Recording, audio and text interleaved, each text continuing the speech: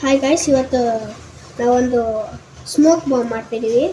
ಅದಕ್ಕೆ ಇದಿರ್ತಲ್ಲ, ಅದೇ ಕೊಡಿಲಿ match box side ಅದು ನೋಡಿ, ಅದು ಬೇಕು ಒಂದು.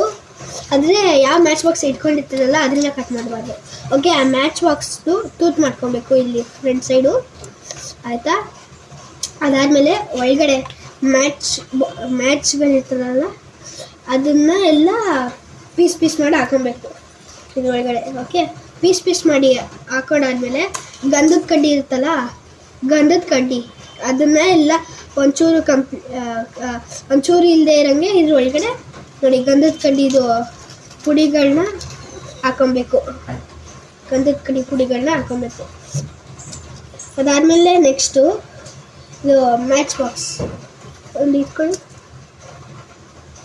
ನೋಡಿ, ಮ್ಯಾಚ್ನ ನೋಡಿ ಈ ಥರ ಇದು ಗೀರೋ ಸೈಡ್ ಇರುತ್ತಲ್ಲ ನೋಡಿ, ಈ ಥರ ಗೀರೋ ಸೈಡು, ಆ ಸೈಡನ್ನ ಈ ಥರ ರೋಲ್ ಮಾಡಿ ಇಟ್ಕೊಳ್ಳಿ. ಆ ಸೈಡು ನೋಡಿ, ಅಲ್ಲಿ ಅದ್ರ ಎಂಡಲ್ಲಿ ನೋಡಿ ಮ್ಯಾಚ್ ಬಾಕ್ಸು ಬ್ಲ್ಯಾಕ್ ಕಲರ್ನ ಇಟ್ಬಿಟ್ಟು ನೋಡಿ ಈ ಥರ ರೋಲ್ ಮಾಡಿ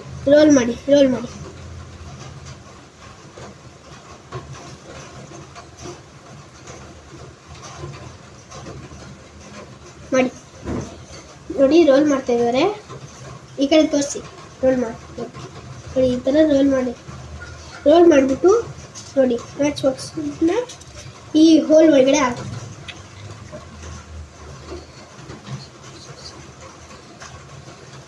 ನೋಡಿ, ಈ ಥರ ಇರುತ್ತಲ್ಲ, ಅದೇ ರೋಲ್ ಮಾಡ್ಕೊಂಡಿದ್ದೀವಲ್ಲ ಅದನ್ನ ಇಲ್ಲಿ ಹಾಕಬೇಕು. ಇದು ಸ್ವಲ್ಪ ಎಂಡಲ್ಲಿರಲಿ ನೋಡಿ, ಈ ಥರ ನೋಡಿ ಸ್ಮೋಕ್ ಬಾಂಬ್ ಆಯಿತು.